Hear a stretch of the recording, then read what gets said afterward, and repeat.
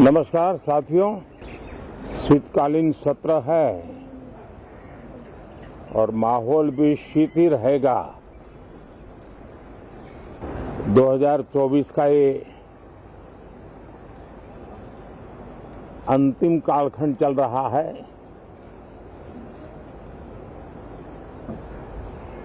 देश पूरे उमंग और उत्साह के साथ 2025 के स्वागत की तैयारी में भी लगा हुआ है। साथियों, संसद का ये सत्र अनेक प्रकार से विशेष है और सबसे बड़ी बात है, हमारे संविधान के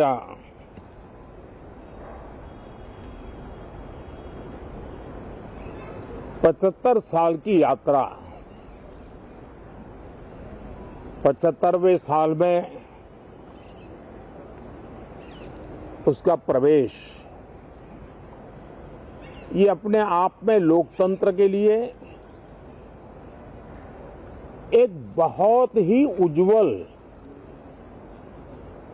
अवसर है। और कल संविधान सदन में सब मिलकर के इस संविधान के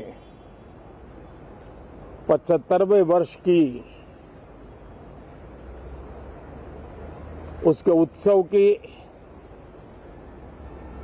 मिलकर के शुरुआत करेंगे।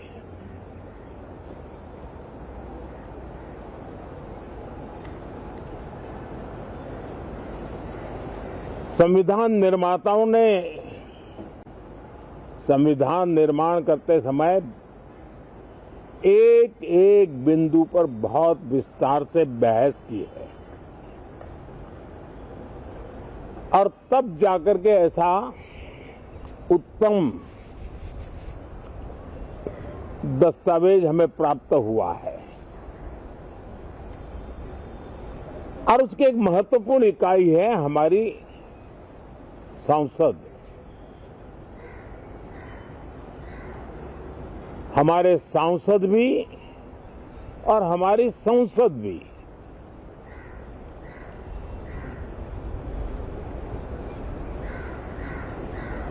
पार्लियामेंट में स्वस्थ चर्चा हो, ज्यादा से ज्यादा लोग चर्चा में अपना योगदान दें। दुर्भाग्य से कुछ लोगों ने अपने राजनीतिक स्वार्थ के लिए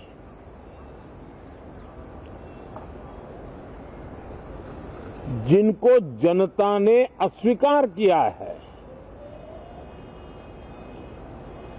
वे संसद को भी मुट्ठी भर लोगों के हुड़दंगबाजी से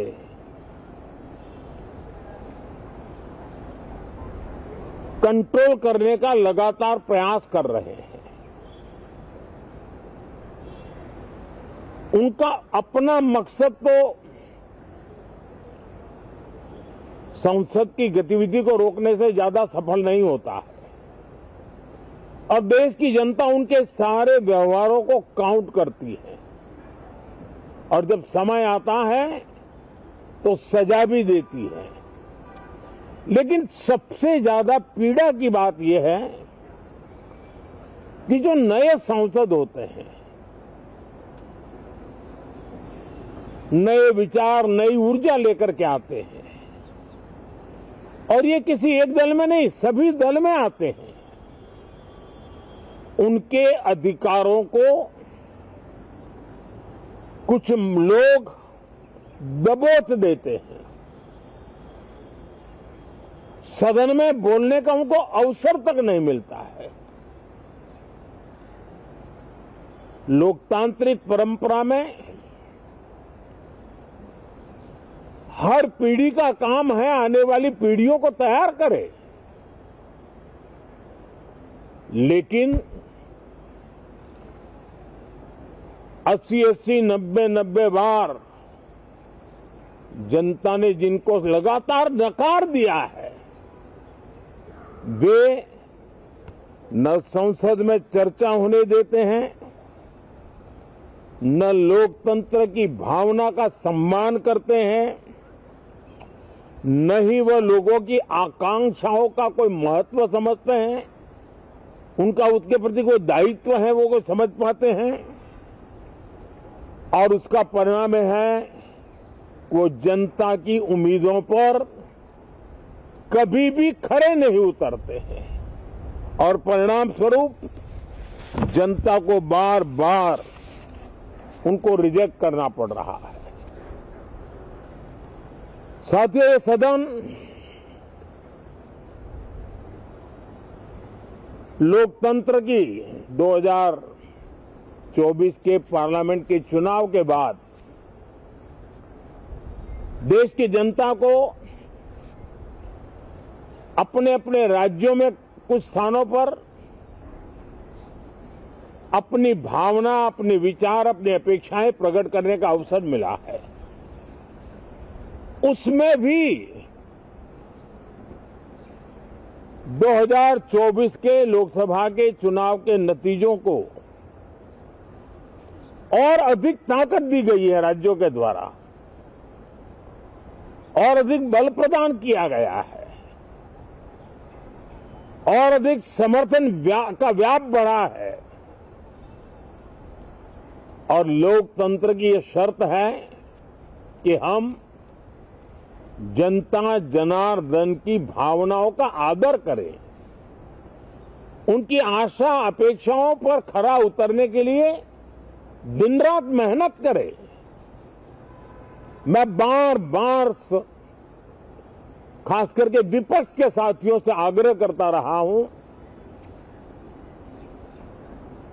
और कुछ विपक्ष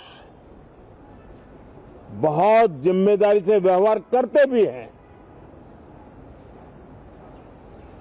उनकी भी इच्छा रहती है कि सदन में सुचारू रूप से काम हो, लेकिन लगातार जिनको जनता ने नकार दिया है, वे अपने साथियों की बात को भी दबोच देते थे, उनकी भावनाओं का भी अनादर करते हैं, लोकतंत्र की भावनाओं का अनादर करते हैं। मैं आशा करता हूं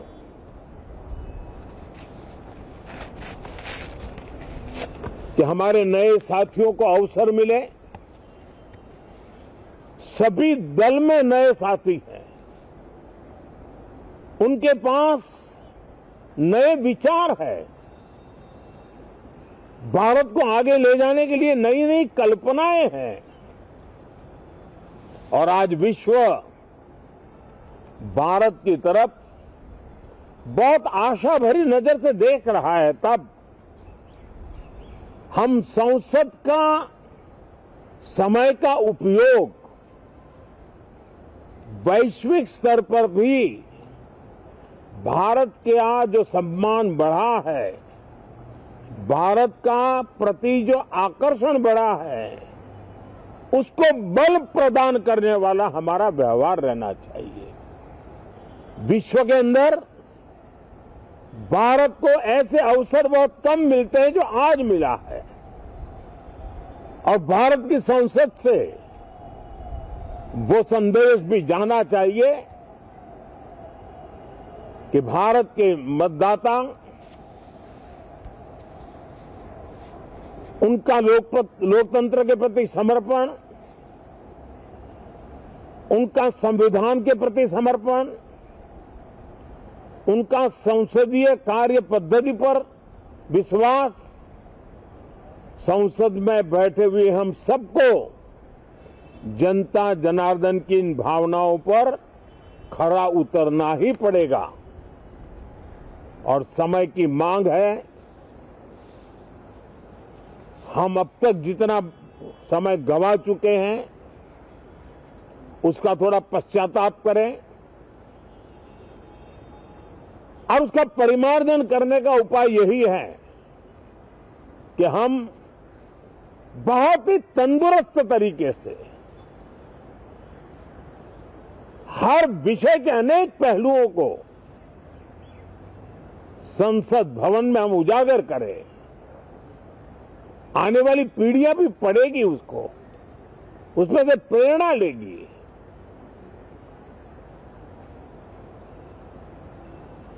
मैं आशा करता हूं कि ये सत्र बहुत ही परिणामकारी हो, संविधान के 75वें वर्ष की शान को बढ़ाने वाला हो, भारत की वैश्विक गरिमा को बल देने वाला हो, नए सांसदों को अवसर देने वाला हो, नए विचारों का स्वागत करने वाला हो।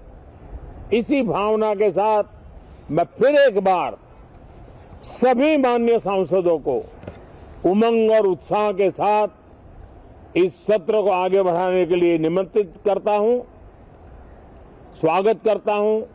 आप सब साथियों का भी बहुत बहुत धन्यवाद।